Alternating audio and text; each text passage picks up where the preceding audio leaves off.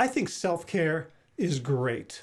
And I also think that the way we are being sold the idea of self-care in this society can be very disempowering and destructive. In this video, I'm going to talk about different types of self-care, different approaches to self-care, and how I think we should best approach it. Before I do, I want to invite you to give this video a thumbs up and subscribe to the channel if you'd like more from me in the future. Okay, so self-care.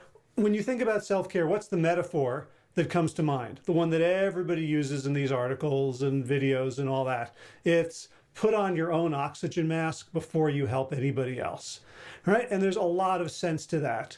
And especially in the people that I work with who have tons of responsibilities, often women who are mothers and spouses and homemakers and full-time employees and caretakers of parents and all the other things.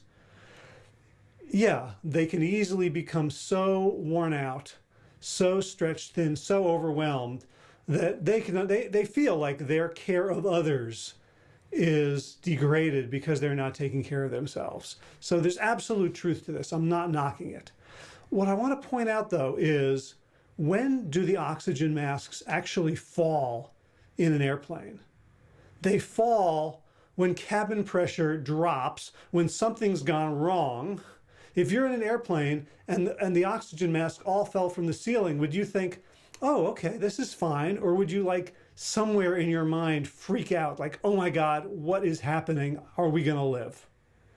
So using that metaphor is the first clue that the fact that we need so much self-care is problematic. It's not about us not taking good care of ourselves.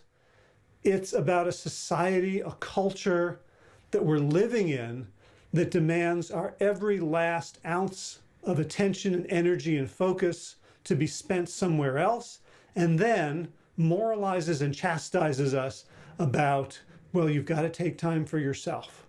So if you're in that place, absolutely you can take time for yourself. I think there's 3 different levels of self-care, and we need to start where we're at. So if you are on that airplane and there's not enough oxygen, absolutely grab that mask.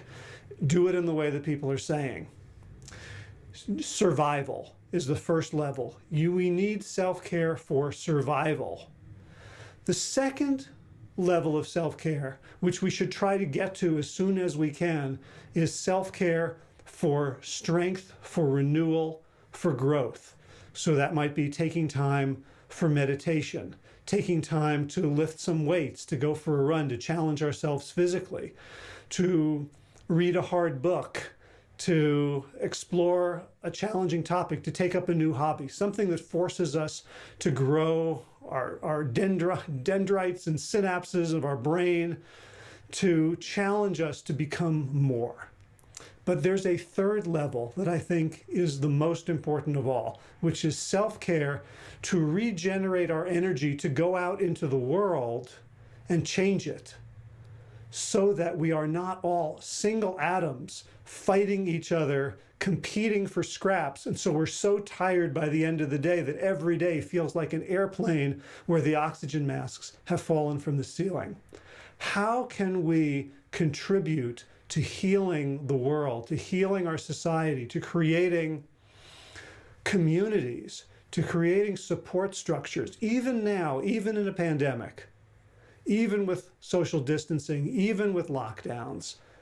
How do we reach out to other people and create a community where self-care is incorporated as a natural process and not the thing we do when we're gasping for air and we're completely under-resourced?